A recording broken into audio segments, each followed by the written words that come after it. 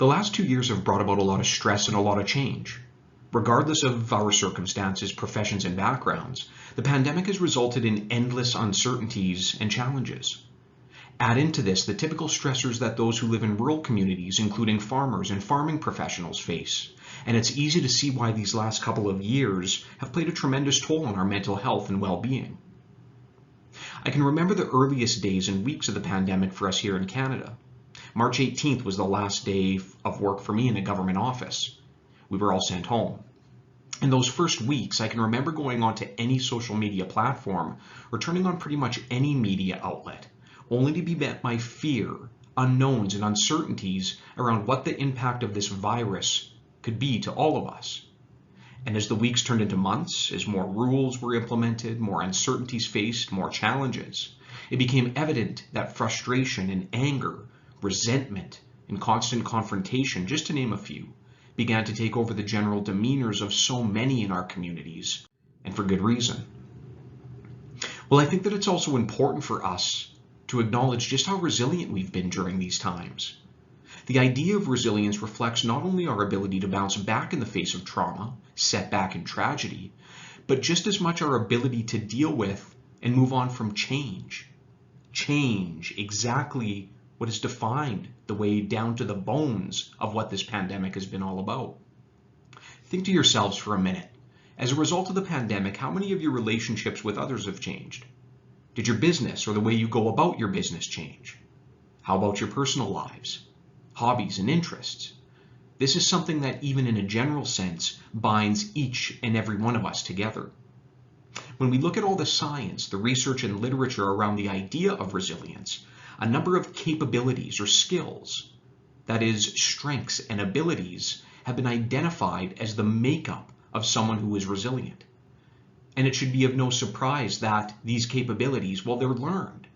Like any skill and ability you've had to dedicate time and energy in order to master, so too do the traits that foster resilience. One of the strongest, most valuable capabilities that this research emphasizes, well, it asks us to turn around and go in the opposite direction of where these last couple of years have taken so many of us, towards the positivity perspective. The positivity perspective, it asks us to refrain from cynicism, negativity, and pessimism that seems like it's been pretty much around almost every corner, and instead replace it with hope, optimism, faith, and arguably my favorite, gratitude. And that's sometimes really, really hard to do. I'll be the first one to admit it. The idea of adopting the positivity and perspective into our lives, it's not about ignoring the misfortunes. It's not about minimizing the pain or the impact that traumatic experiences in our personal and professional lives have on us. And the positivity perspective is certainly not about forgetting the difficulties and challenges that so many of us and our loved ones face each and every day. But the positivity perspective, it is a choice that allows us to approach these difficulties and challenges with hope and faith that everything will be okay, with optimism that tomorrow might just be a little bit better, and with gratitude that reminds us that there are a lot of things for us to be thankful for each and every day. Take a moment and think about what your general demeanor has been like for the last couple of years, the last few months, or even weeks. Do you generally approach stress in a way that just compounds it, makes it even more difficult to break free from? It's human nature for this to happen. When we experience stress or challenges, we do things like catastrophize, which means we not only expect bad things to happen, but when they do, we perceive it as a catastrophe.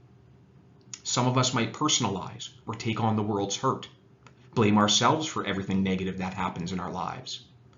How about overgeneralizing?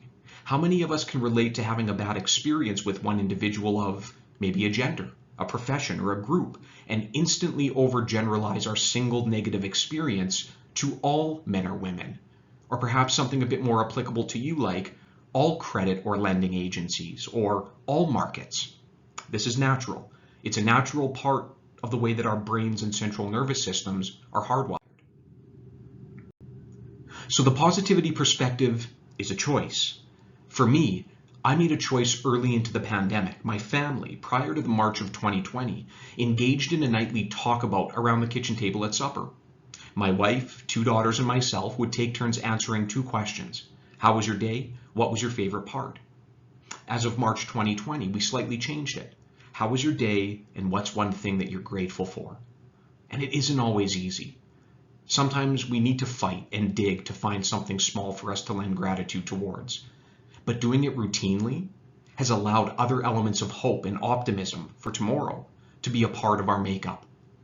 For those who feel that they need to live and foster more resilience, my challenge to you is this: dedicate some time daily, whether it be like me at the supper table with your family, or perhaps in self-reflection.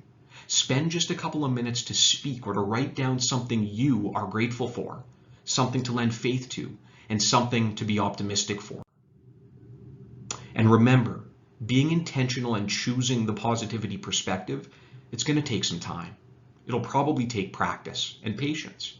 But I promise you that the way you approach and navigate stress and change will be forever and positively impacted. Thanks for listening, and take care.